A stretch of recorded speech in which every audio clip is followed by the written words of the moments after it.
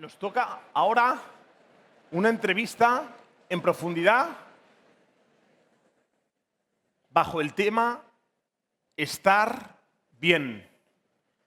Con todos vosotros, la psicóloga Silvia Álava. Un fuerte aplauso para ella, por favor.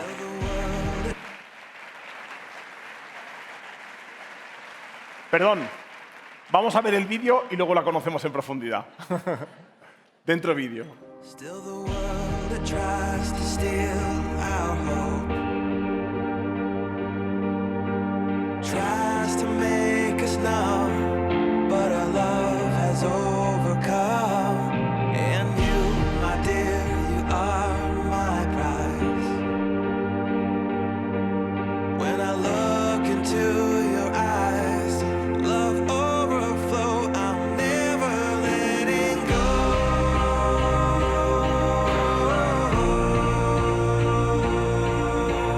All my life I give to you, love breakthrough, I'm never letting go.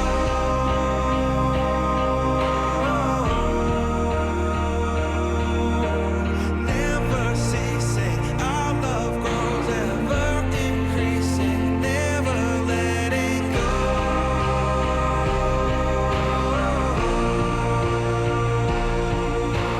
All my life I give to you, love breakthrough, I'm never letting go.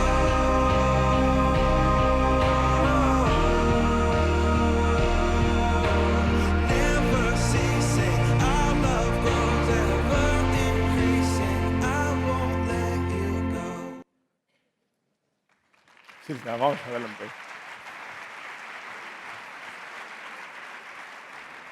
Gracias.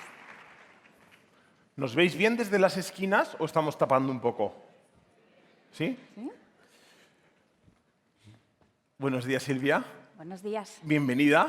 Muchas gracias. Y queremos conocer ahora desde tu perspectiva, tú que trabajas en colegios, que te he visto saludar a mucha gente, que les das formaciones, que has acompañado a muchos equipos.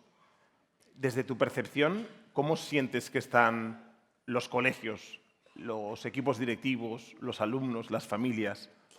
Bueno, pues fíjate, yo te diría que lo que yo siento cuando voy allí es que los noto con muchas ganas de mejorar, con muchas ganas de hacerlo bien, pese a la situación que en estos momentos tenemos. O sea, por ejemplo, la Asociación Española de Pediatría nos lleva años ya diciendo que desde la pandemia se han incrementado en un 47% los trastornos de salud mental en la infancia y en la adolescencia. En estos momentos, el 20% de los adolescentes europeos, estos son datos de la Organización Mundial de la Salud, nos dicen que tienen un trastorno de salud mental. ¿Qué es lo que estamos viendo en las aulas? Bueno, pues sobre todo lo que más vemos son trastornos del estado de ánimo, como depresión, ansiedad, estrés. Estamos viendo trastornos de conducta, trastornos de la conducta alimentaria, del neurodesarrollo, como puede ser TDAH, TEA, problemas de aprendizaje. Es decir, se ha complicado la situación que tenemos en las aulas, pero pese a todo eso, yo sí que noto profesores, profesoras, equipos directivos, bueno, pues con ganas de hacerlo bien. Y yo creo que además aquí tenemos que parar en ocasiones y decir, a ver, espera, porque antes de llegar a decir, bueno, pues no pasa nada, lo vamos a arreglar diciéndoles a los profesores que además de todo lo que hagan esto, y lo primero de todo, pararnos y preguntaros a todos vosotros, ¿cómo estáis? ¿No? ¿Cómo estáis? ¿Cómo os sentís? Nosotros lo hicimos el curso anterior, en el 2022, y los datos del primer estudio sobre salud mental de los docentes, que se hizo desde Éxito Educativo, la UDIMA y Educares Todo, nos decían que el 38,4% tendrían síntomas compatibles con una depresión. Entonces, es importante... Sobre los profesores. Sobre los profesores. Esto estaba contado por docentes. Entonces, es importante, lo primero de todo, pararnos y cuidar precisamente a los profesores, que es lo más valioso que hay en un colegio. ¿Para qué? Para que ellos puedan seguir cuidando de los alumnos, porque las ganas están ahí, la motivación está ahí, pero tenemos que saber bien cómo poderlo encauzar. Has hablado de alumnos y de profesores. Vamos primero con los alumnos.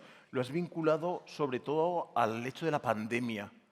¿Es la causa o ha sido un acelerador? La pandemia ha sido un acelerador. Fíjate que justo antes de la pandemia, en el 2019, cuando si nos llegan a decir a todos los que estamos aquí, no, el curso que viene vais a parar las clases, las vais a cerrar y cuando luego las abráis vais a ir con mascarillas, vais a tener que poner burbujas, nos mirarían diciendo, pero tú qué película has visto después de comer, ¿Qué estás contándome?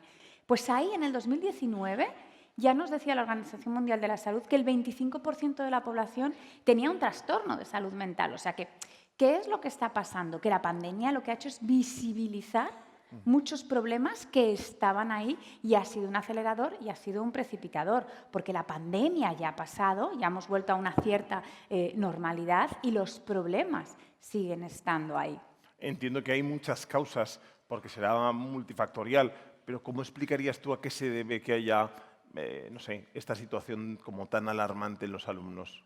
Bueno, yo creo que hay muchísimas causas y no podemos llegar a decir que solamente va a haber una, ¿no? Entonces, ¿qué es lo que pasa? Que hay que revisar bien y hay que ver qué es lo que puede estar pasando. Hay muchas cosas. Entre ellas, bueno, tenemos Internet, que está aquí, que tiene muchísimas cosas súper positivas, o sea, la tecnología tiene muchísimas cosas muy, muy positivas, y otras que a lo mejor no lo son tanto. Ya lo comentaban varios ponentes ayer. Vivimos en el momento más conectados que nunca. Y sin embargo, nos sentimos más solos que nunca. Los adolescentes de hoy en día, los jóvenes de hoy en día, se sienten más solos que nunca. ¿Qué es lo que está pasando? Bueno, pues que esa conexión digital no siempre conlleva una conexión a nivel emocional o en la imagen que están haciendo. Al final es que educamos todos. E intentamos desde los colegios hacerlo lo mejor posible, desde las familias, cuando se puede, lo mejor posible. Pero no se nos puede olvidar que al final, cuando llega la adolescencia, yo tengo que construir esa personita, tiene que construir la personalidad, se construye a través del grupo de iguales. Y el grupo de iguales ya no son mis compañeros del colegio, los de la urbanización, los del barrio, con los que voy a la parroquia o con los que hago una actividad deportiva. También son todos los que estoy viendo en Internet. Y a veces el modelo que siguen, bueno, pues es, como decía Víctor, tú levántate a las 5 de la mañana, haz 3 bumping y te va a ir fenomenal en la vida. O no, o a lo mejor tienes que hacer otras cosas. Entonces, hay que tener cuidado con eso. Otra cosa también muy importante es que hay que estar. Hoy es el día dedicado al estar. Y en educación hay que estar. Y hay que estar ahí para sostener emocionalmente a los alumnos, a los niños, a las niñas, a los adolescentes. ¿Y qué es lo que pasa? Que cada vez estamos menos presentes. Porque estar implica escuchar, esa capacidad de escucha. Y estar implica que a lo mejor tenemos que cambiar determinados modelos y tenemos que favorecer la conciliación para que ese papá, esa mamá puedan estar por la tarde y que si hay cualquier cosa me lo puedes contar y yo te puedo escuchar y yo te puedo sostener. O desde el colegio, que también sientan que nos pueden buscar para que les podamos escuchar. Yo creo que eso es importante. Y también cómo han cambiado los modelos de educación, porque esta sobreprotección que muchas veces les hacemos de ay, no te preocupes, si es que yo le quiero tanto, si es que ya tendrá tiempo para sufrir en su vida. A ver, es que el problema es que les sobreprotegemos, les metemos en esa burbujita y no desarrollan esas habilidades a las que luego son tan necesarias. Es un compendio de muchos factores, hay que ver siempre cada caso, pero bueno, tenemos que ir viendo qué cositas son las que podemos mejorar. Hablas de no sobreproteger y al mismo tiempo de sostener. ¿Qué significa sostener a los alumnos? Sostener significa que sientan que si ocurre algo, yo tengo una persona de referencia que me va a escuchar. Fíjate que cuando decimos esto, yo que voy mucho a los colegios, a veces algún profesor, alguna profesora me mira un poco asustado diciendo, espérate Silvia, que como haga esto, a ver si lo voy a ser capaz de hacer. Y yo les digo, no te preocupes, porque la mayor parte lo único que necesitan es sentir que tú estás ahí, que si hay algo van a poder acudir a ti. Solamente eso ya tiene un efecto positivo en ese alumno, en esa alumna. La mayor parte de ellos ni tan siquiera te va a buscar. Y cuando te buscan, no te agobie pensar, ay Dios mío, a ver qué le digo. No, si lo que tiene que sentirse es escuchado, simplemente que le escuchas, pero desde ese estar, estoy aquí, escuchándote. Hay un porcentaje de alumnos y de alumnas que sí que es verdad que ahí van a necesitar un poquito más de ayuda, bueno, pues que a lo mejor hay que trabajar de forma coordinada con los departamentos de orientación, incluso hay veces que hay que remitir a salud mental, pero para la mayor parte simplemente saber que si pasa algo en el colegio, hay alguien que me puede escuchar, eso ya es algo que es reparador, porque además tenemos que pensar que la red de apoyo es uno de los mejores factores protectores de la salud mental, de los mejores. Y esa red de apoyo, ¿dónde se empieza a formar? En el colegio. Yo no sé si tú tienes amigos del colegio. Sí. Para mí, mantener mis amigas del colegio es de las cosas más importantes de la vida, ¿no? Hay una de ellas que es que entramos juntas con 2 añitos en el cole y seguimos siendo muy amigas. Bueno, pues tuve suerte que estuve ahí en mi vida. Otras se juntaron a los 12, más adelante. Entonces, eso es súper importante. Y fíjate que además lo que sabemos, y estáis pensando, bueno, pues voy a ver en los alumnos cómo van de amigos y de amigas. Y si alguien duda diciendo cuál es el número más o menos que tiene que tener, ahí les diríamos, lo que nos dice la evidencia científica no es que tiene que ser un número X de amigos o de amigas, sino la percepción que tú tienes, el hecho de sentir que si hay alguien, yo puedo descolgar el teléfono, puedo ir a buscarlo y me va a escuchar, eso ya es un factor protector. A mí sí que me gustaría que ahora, ¿no?, que pensarais en esa persona que dice, si me pasa algo puedo llamar y alguien siento que me va a escuchar. Solamente pensar en eso Ya es preventivo, ¿no? ya nos hace sentir, ¿no?, más acompañados. Al final, cuando sostenemos ahí las penas con alguien que te ayuden a llevarlas, bueno, pues es mucho más fácil. Sí, entiendo que para el alumno el hecho de estar en el colegio y decir, tengo algún adulto de referencia, alguien que que pueda hablar con él, que le puedo contar mi situación, que si me pasa algo grave está, yo creo que eso es un alivio y yo lo he experimentado como alumno. ¿Y eso cómo se canaliza? Entiendo que fundamentalmente a través de los tutores, ¿no? Porque también el tiempo, los recursos, las capacidades son muy limitadas. Ese es el gran problema que muchas veces tenemos en los coles, que es que vamos con unos horarios que es que van pum, pum, y ahora hay que dar esta asignatura, y ahora esta otra, y ahora la otra. Entonces, bueno, pues hay veces que hay que sacar el tiempo de donde se puede. A veces es el tutor y a veces hay que tener cuidado, ¿eh?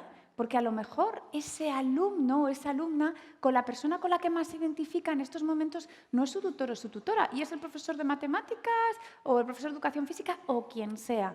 Aquí tampoco tenemos que pensar de, bueno, es que tengo que ser yo para todos. Bueno, para algunos serás tú y para otros serán otros profesores. O sea, sería genial si fuese el tutor, pero que no pasa nada, que yo creo que también un poco hay que ir viendo, bueno, pues cómo nos vamos amoldando, porque hay muchas diferencias individuales y a veces, bueno, pues te sientes, bueno, con una mayor sintonía con a lo mejor un profesor que no es tu tutor y no pasaría absolutamente nada. Aquí hay muchos equipos directivos y yo me pregunto, si yo fuera ellos, me preguntaría hasta qué punto tengo yo responsabilidad sobre la situación emocional, mental de los alumnos. O sea, hasta qué punto es responsabilidad mía o yo puedo entrar o yo puedo acompañar, ¿no? Y supongo que ahí habrá también que diferenciar cuál es el papel del alumno. Si fueras parte de un equipo directivo, esta realidad que está presente en todos los colegios, porque hay alumnos con depresión, problemas de alimentación, problemas de autoestima, bueno, todo este tipo de situaciones, ¿cómo lo abordarías? ¿Sería algo que sería formar a los profesores, externalizar a través de otros equipos, tener más orientadores? ¿Cómo se aborda esta realidad que a veces nos desborda y creo que a veces no estamos ni preparados? Ni sé si nos compete a nosotros ser capaz de saber cómo gestionar todo esto. Pues fíjate, yo lo que les diría es, tenemos que crear conciencia sobre que todos tenemos un papel activo en la salud mental de nuestros alumnos, de nuestras alumnas. Los primeros de todos, los padres, ¿no? Papá y mamá, las emociones donde se empiezan a aprender es en la familia, no es en el colegio. Cada vez hay más colegios que tienen programas de inteligencia emocional y eso está fenomenal. Pero lo ideal es de la mano de la familia. ¿Qué es lo que ocurre? Bueno, que por desgracia vamos a tener alumnos y alumnas que esas familias no están ahí para sostener, no están ahí para hacer esa educación emocional, no están ahí para acompañar. Y yo creo que aquí es importante que cambiemos la visión y que no pensemos, a ver entonces, ¿no?, ¿cómo resuelvo esto? Sino decir, yo soy la segunda oportunidad, ¿no? Nosotros, como colegio, vamos a ser la segunda oportunidad para muchos chicos y para muchas chicas? Bueno, pues porque hay situaciones complicadas en su familia, por lo que sea. Vivirlo como esa segunda oportunidad, como ver que yo puedo hacer algo, nos pone en un enfoque completamente diferente, entendiendo que es verdad que para eso también nosotros necesitamos una determinada formación, porque oye, no siempre estamos formados, no siempre sabemos hacerlo y por eso cada vez son más los colegios que piden precisamente estas formaciones. Y entendiendo que esto es una labor de equipo, que no solamente es de dirección, es de todo. Pero también un poco hay que entenderos a los directores, ¿no? A los jefes de estudios, a los que están, que no es nada fácil, porque además se trata de seguir cuidando ya no solamente a mis alumnos, porque la mayor parte, cuando asumen la dirección, siguen teniendo horas lectivas. Entonces, sigo teniendo mis clases, ¿no es así? Sigo teniendo mis clases y además de tener mis clases tengo que coordinarme con el equipo y además tengo que ver las cosas administrativas del colegio porque alguien habrá que avisar cuando se ha roto el no sé cuántos, cuando tal. Entonces, al final, y cuidar la salud mental de los profesores. O sea, que yo lo primero que diría es un aplauso para todos vosotros y vosotras. Que mucho es lo que tienen que gestionar, desde luego. Porque es que no es fácil, es muy difícil, pero se va a hacer mejor si conseguimos generar una labor entendiendo que esto somos un equipo, que aquí estamos todos con un objetivo común. Si queremos generar un grupo y cohesionarnos, ¿qué es lo que tenemos que buscar? Pues lo que se llama en psicología una meta supraordenada, es decir, un objetivo en común que nos una a todos. ¿Y cuál es nuestro objetivo común? Los alumnos. Que cada niño, cada niña que entra por la puerta del colegio, que salga en el curso que tenga que salir siendo su mejor versión. Su mejor versión yo no sé cuál va a ser. Hay algunos que tienen el techo muy alto y otros lo tienen un poco más bajito. Pero que ninguno se nos haya quedado por el camino, que ninguno se quede a medias precisamente porque hubo algo que no supimos observar, que no supimos entender o que no supimos estar y acompañar desde el colegio. Y con toda la realidad que hay de los alumnos y con los medios que se tienen, ¿es eso posible? O sea, ¿es posible que saquemos la mejor versión de todos los alumnos y que no haya alumnos que pasen por nuestras aulas viviendo situaciones que se nos escapen y que dentro de unos años nos enteremos que vivía eso o que él en clase le pasaba esto o una situación de bullying que no supimos detectar? O sea, ¿es eso posible? Pues es muy complicado, es muy, muy complicado. Al final ese es nuestro objetivo. En ocasiones lo vamos a conseguir y en ocasiones no lo vamos a conseguir tanto. Yo creo que eso también es quizás, ¿no?, lo más difícil que yo veo que hay que enfrentarse cuando estás a cargo de un aula o de un colegio. Entender que quieres llegar a todos y entender y aceptar que hay algunos que no se dejan ayudar. Hay familias que tú lo intentas y no se dejan ayudar. Hay alumnos que dices, hasta aquí he llegado. Esto es muy duro y es muy doloroso. Y me encantaría decir, no, no es verdad, tú puedes ayudar a todos. Es que no es así. Yo aquí siempre digo, cuando voy a los coles, porque esto me lo preguntan mucho, digo, al final tenemos que focalizar y ver, todos tenemos unas energías que son limitadas. ¿Nos encantaría tener más energía para llegar a todos? Sí, pero es que la energía es limitada. Cuidándote podemos intentar que sea un poquito más, pero hasta un cierto límite. Entonces, ¿dónde vamos a poner nuestro foco? En las cosas que están en mi área de acción, es decir, en las que dependen 100% de mí. Yo puedo elegir qué recursos le doy a este chico, cómo le atiendo, cómo tal. También puedo dedicar una parte de energía en mi área de influencia, es decir, aquellas cosas en las que yo puedo intentar pues, hacer una comunicación lo más positiva y lo más asertiva posible para intentar conseguir algo. Pero es que hay una tercera área que es el área de preocupación, que son todas aquellas cosas que ya no dependen de mí, que por muchísimas, muchísimas vueltas que yo le dé, ahí ya no puedo hacer nada. ¿Y qué es lo que pasa? Que tendemos a gastar mucha energía dándole vueltas en ese área de preocupación, entramos incluso dentro de una rumiación de ¿aquí qué puedo hacer y qué tal y por qué no lo hice? Y estamos quitando la energía del área de acción. Entonces, es importante que pongamos nuestro foco ahí, sobre todo para que sintamos y que cuando nos vayamos del colegio pongamos también en foco en se me ha quedado atravesado este alumno, esta alumna que no lo he podido hacer bien, pienso cómo lo puedo hacer, digo, vale, hasta aquí. Ahora, si este está ya mi área de preocupación, voy a poner el foco en los que sí. Pero también un poco por un tema de supervivencia nuestra y de cuidarnos. Porque es que si no, ¿qué es lo que pasa? que nos encontramos muchos profesores y muchas profesoras que están tan entregados, tan entregados, que llega un momento en que de no medir es que se termina rompiendo. Sí, su se salud descuidan a sí mental. mismos también, ¿no? Vamos con esa parte de los profesores que también comentabas al principio y decías que había esos índices como de depresión. A mí me da como mucha pena esa parte de profesores que te cuentan que entraron con muchísima motivación en el colegio y había una motivación, una vocación genuina y ha habido circunstancias unidas también a su gestión seguramente personal que le han hecho que pierda todo el interés o la desmotivación o ya no tenga como fuerzas para luchar. Y había una vocación genuina para el mundo educativo, para entregarse con cuerpo y alma. Pero algo ha pasado por el camino que hemos perdido como esa vocación, esa motivación.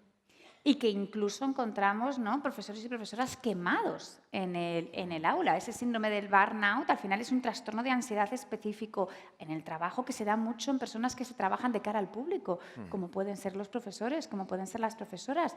Y lo primero que tenemos que pensar es que ellos no se encuentran bien, porque a nivel fisiológico van a tener toda una serie de sintomatología.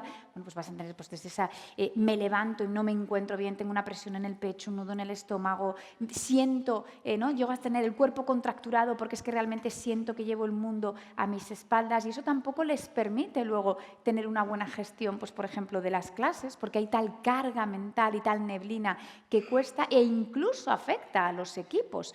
Porque lo que ocurre es que se posen una coraza, una barrera, para intentar ahí un poco desligarse, para intentar protegerse, y ahí hay una despersonalización, un cinismo que afecta a toda la profesión. Entonces es importante decir, oye, vamos a detectar a estas personas porque hay que ayudarlas. O sea, no están aquí porque es que de repente he decidido en mi vida ser el pitufo gruñón o esto que se ha puesto ahora tan de moda de personas tóxicas. Las personas no son tóxicas en sí mismas, pueden tener un comportamiento que en un determinado momento pues no es el más acertado o que incluso está generando un mal ambiente en el claustro. Pero hay que intentar volver. ¿Cómo podríamos recuperar la ilusión? Pues vamos con eso porque suele salir también en los claustros. Me acuerdo el director, vamos, el presidente de una fundación de colegios que había sido director de muchos colegios, cuando yo le preguntaba por profesores quemados, yo le decía, joder, pues habrá que darles una salida a los profesores que estén quemados y que estén haciendo ese daño en el claustro, ese daño en los alumnos, ¿no? Y él me decía, yo también entré así, pero me dediqué a hablar con todas las personas que estaban quemadas o que otros compañeros decían que estaban quemados. Y dije, detrás de cada profesor que estaba quemado había una motivación legítima de por qué estaba quemado. Había como un argumento legítimo de por qué estaba quemado. Seguramente no lo habría gestionado bien y tiene una parte él de responsabilidad, pero como quizá que es interesante esa parte de cómo ser capaz de gestionar en un claustro esas situaciones que se dan de personas que, bueno, que yo creo que todos a veces podemos ser, no sé si tóxicos es la palabra, pero desde luego desagradables. ¿Cómo gestionar esas situaciones que se van enconando y cómo prevenirlas? A ver, yo creo que aquí hay que tener mucha mano izquierda y mucha inteligencia emocional. La inteligencia emocional, al final, ¿qué es? La capacidad para entender las emociones que yo estoy sintiendo, que está sintiendo la persona con la que estoy hablando, entender que las emociones me van a dar una información de lo que pasa, comprender por qué me siento así, ser capaz de regularla. Todo eso hay que aplicarlo también en el claustro de profesores. Y es que lo primero que tenemos que pensar es que, ¿no?, aquí sois casi 2.000 profesores, Sí. ¿vale? Os voy a hacer una pregunta. ¿Todos los que estáis aquí sois humanos? Sí. Sí. Vale. Entonces, todos sentís emociones, ¿no? Sí. Entonces, por supuesto. Entonces, ¿qué es lo que ocurre? Que nos da la sensación que es que cuando tú llegas al cole ya es cerebro modo avión, off, emociones fuera, y aquí yo solamente tengo que ser una máquina. Bueno, yo todavía no he visto ningún aparato, ¿vale? Yo voy mucho por España, también he estado en México, fuera de ello no he ido a más centros educativos, ¿vale? Pero no he visto ninguno que ponga, venga, clic, clic, clic, ya su cerebro está preparado para no sentir, ahora tiene que ser una máquina. Entonces, ¿qué es lo que Pero pasa? eso no es un mecanismo como de protección de decir, o sea, yo para sobrevivir aquí tengo que adoptar esta cierta postura. No, al revés, tengo que entender que voy a ir y que voy a ir con mis emociones y que tengo que atender atender a esas emociones y que también tengo que atender a las emociones que pueden estar sintiendo los demás. Porque si no, ese mecanismo de protección, ¿qué es lo que hace? Que nos lleva a ese cinismo del que hablábamos antes, a esas despersonalizaciones. Entonces, entenderlo, poderlo ahí comprender y poder buscar también pequeñas cosas que nos motiven en el día a día. A mí me gusta mucho un término que se llama la adaptación hedonista, ¿no? La adaptación hedonista, ¿qué es lo que significa? Bueno, todos tenemos una capacidad de adaptación, el ser humano, impresionante, lo cual es muy positivo porque nos permite la supervivencia en condiciones, bueno, pues como estamos viendo ahora, ¿no? En Valencia, como hay mucha gente que está sacando eso lo mejor de sí. Pero ¿qué es lo que pasa? Que esa capacidad de adaptación también es hacia lo bueno. También es hacia lo bueno.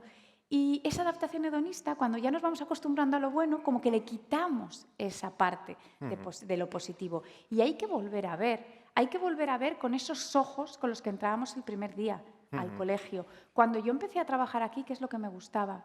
¿Qué es lo que más me gustaba? Me gustaba que estaba en contacto con niños, con adolescentes, con familias, con otros. O sea, volver a buscar también esas cosas que pueden ser positivas. Rascar, saber si están ahí, si siguen, porque si siguen, vamos a poder ahí rescatarlas. Y si no siguen, tendremos que buscar a lo mejor otra motivación que sea diferente, sobre todo entendiendo esa huella que muchas veces estamos dejando en los alumnos, esa responsabilidad. ¿Cuándo se te tienen que encender las alarmas como profesor de que algo no está funcionando bien? Cuando tú sientes que no estás aportando, que estás en automático, que estás aquí por estar. Yo creo que es un momento en el que tienes que decir, oye, aquí tengo que recuperar algo. ¿Por qué? Porque es que los profesores, o sea, todos los que nos dedicamos a la enseñanza, yo doy clase pero ya muy mayores, yo ya doy en el máster, ¿vale? No trabajamos con cajas. O sea, esto no es llegar y decir, bueno, pues tengo una caja, si una me sale un poco más torcida no pasa nada, que ya viene otra, ¿no? O esta remesa ha quedado defectuosa, pasa a otro lado. Es que trabajamos con personitas. Ya, pero cuando tú Y ves que la realidad con la que se merecen trabajas... lo mejor de nosotros. Seguro. Pero cuando tú ves que la realidad con la que trabajas no cambia y tú buscas, pues, no sé, una especie de silencio en el aula y no se consigue porque hay mucha conflictividad y tú ya te ves sin fuerzas, o cuando hay una desorientación en la dirección y entonces aquella situación no cambia y es permanente. Pero siempre podemos buscar, fíjate, no hay silencio en el aula. Hay aulas que son más complicadas que otras, ¿vale? Eso estoy completamente de acuerdo.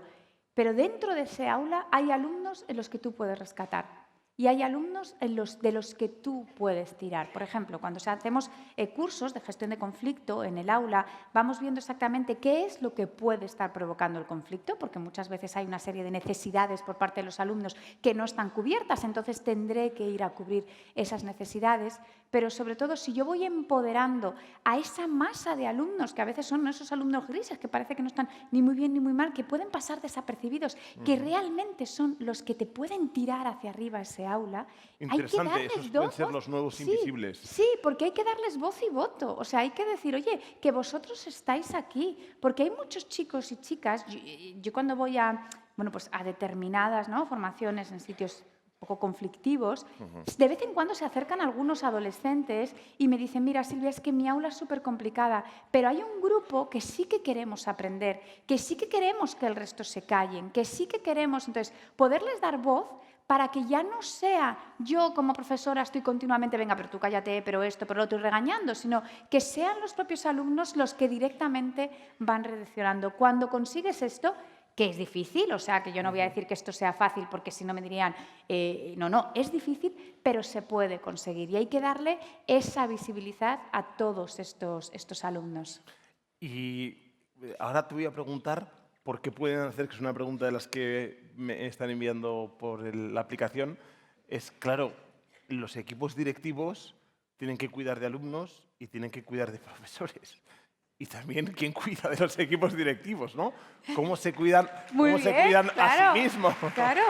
¿Cómo se cuidan a sí mismos? Porque ellos cuidan de alumnos, cuidan de los profesores, y yo en mi experiencia trabajando con equipos directivos suele haber también situaciones de soledad, porque al final se toman muchas decisiones Y hay cierta soledad acompañada a veces de incomprensión, de que a veces las familias no lo entienden porque habéis hecho esto o tal, y hay ahí como una conflictividad. ¿Cómo se cuida el cuidador?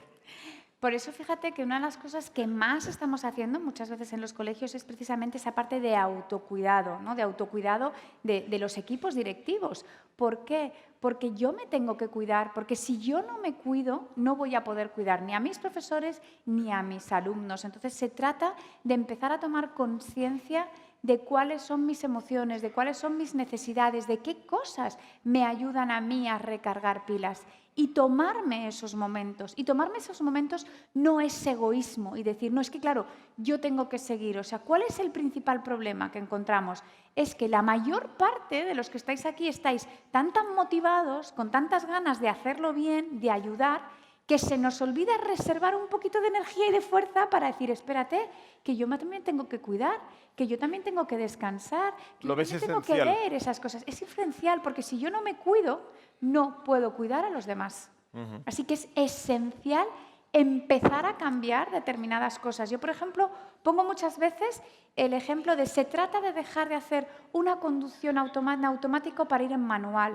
O sea, mi objetivo es el mismo, yo voy a seguir llegando al mismo sitio e incluso a ser posible empleando el mismo tiempo, porque si no, pues no sería realista, pero sí desde la conciencia de saber qué estoy sintiendo, qué es lo que me pasa.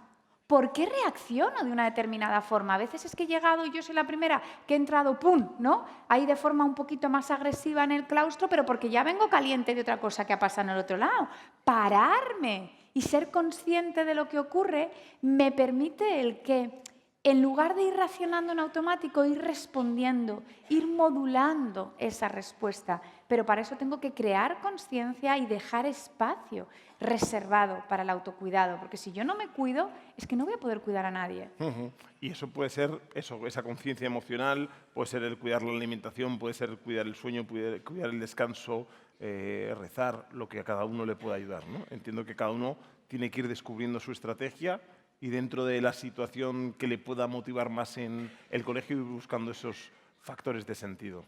Esos factores que cada uno aquí, claro, somos 2000 personas, a cada uno le va a ayudar a cuidarse de una determinada forma, pero dejando espacio para mirar hacia adentro y ver lo que estamos sintiendo.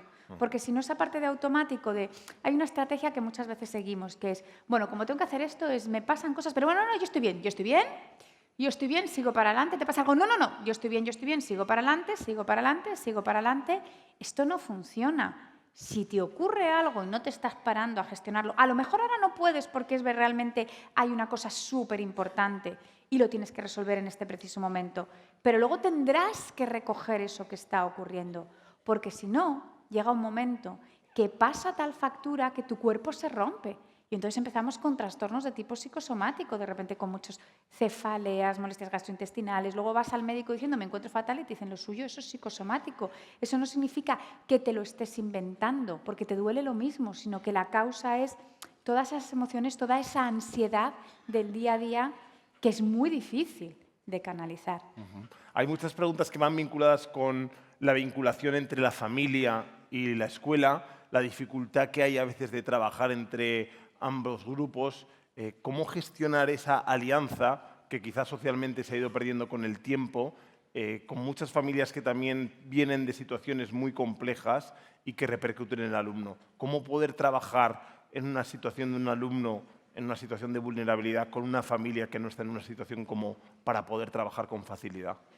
Bueno, entendiendo que aquí la educación tiene que ser una cosa de equipo. O sea, no se trata... Yo creo que vivimos en una sociedad que está más pendiente de buscar la culpa en el de al lado que de ver qué es lo que yo puedo hacer. Entonces, hay que cambiar esa Pero si dinámica. es una familia que pasa completamente...